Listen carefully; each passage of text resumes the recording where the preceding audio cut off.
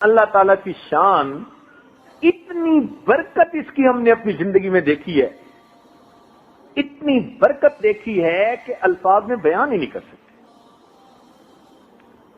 سلوک کے درمیان میں ایک موقع پر اس عاجز کے شیخ نے حکم دیا کہ بچہ اس پر محنت کرو کہ زبان سے جھوٹ نہ نکلے۔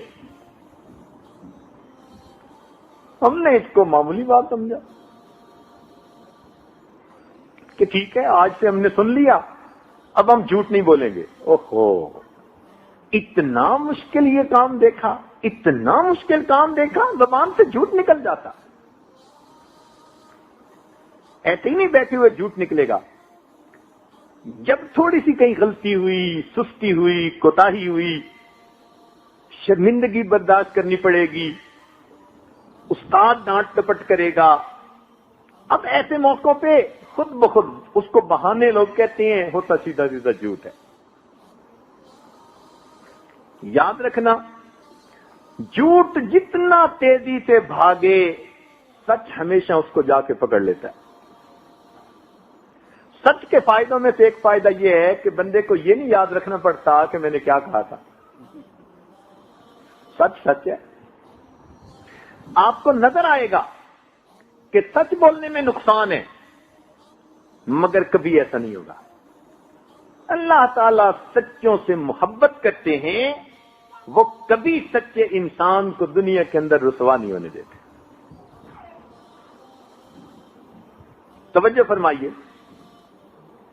عمر بن خطاب رضی اللہ عنہ کے زمانے میں ایک عیسائی بادشاہ گرفتار ہوا۔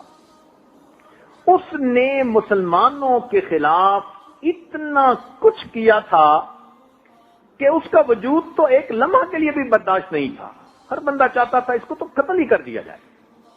اللہ کی شان کہ وہ عمر بن خطاب رضی اللہ عنہ کے سامنے پیش ہوا، ہاتھ بندے ہیں، پاؤں میں بیڑی ہیں۔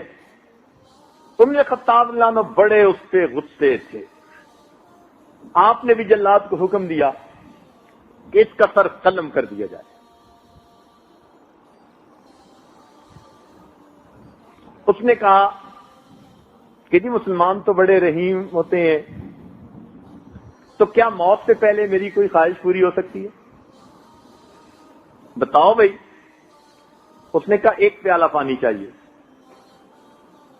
عمر بن خطاب رضی اللہ عنہ نے ایک پیالہ پانی لایا، اس کو دلوا دیا۔ اب وہ پینے لگا تو رک گیا۔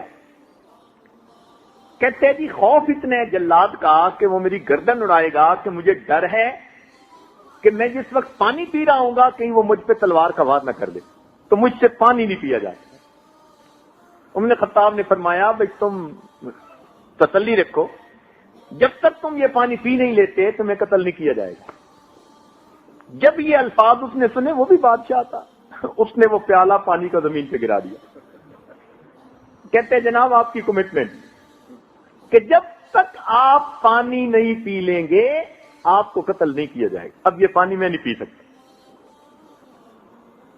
عجیب بات، اتنا بڑا دشمن اسلام کا، مسلمانوں کا اتنا بڑا دشمن، اور اس نے ایسی چال چلی، ہیلا کیا کہ عمر بن خطاب بھی حیران ہے۔ اب دو صورتیں تھیں، یا تو اس کو کہتے کہ بھئی بکواس نہ کر، اور جلاد کو حکم دیتے نمٹا اس کو، اور ایک طریقہ یہ تھا کہ جو ورڈ دے چکے تھے اس کے اوپر سٹے کر۔ عمر رضی اللہ عنہ نے فرمایا ہاں تم نے ٹھیک کہا، میری ورڈنگ یہی تھی کہ جب تک تم پانی نہیں پی لو گے تمہیں نہیں مارا جائے گا، تو اب میں تمہارے اس جلاد کو قتل کرنے کا حکم نہیں دے سکتا۔ اب جب آپ نے فرمایا کہ تجھے قتل کرنے کا حکم میں نہیں دیتا، تو لوگ حیران کہ اتنا بڑا دشمن اگر اس کو نہ مارا گیا تو یہ تو پتہ نہیں اور اسلام کے خلاف کیا کیا تاثیر کرے گا۔ عمر رضی اللہ عنہ نے کہا ٹھیک ہے تجھے میں رہا کرتا ہوں۔ جب اس نے یہ بات سنی، کہنے لگا کہ آپ نے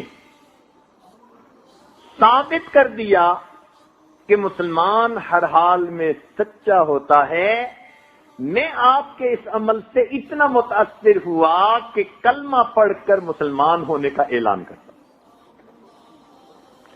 چند لمحے پہلے جن کے دل غمزدہ تھے کہ کیا بنے گا، سچ جیت گیا، وہ اسلام کا سپاہی بنا۔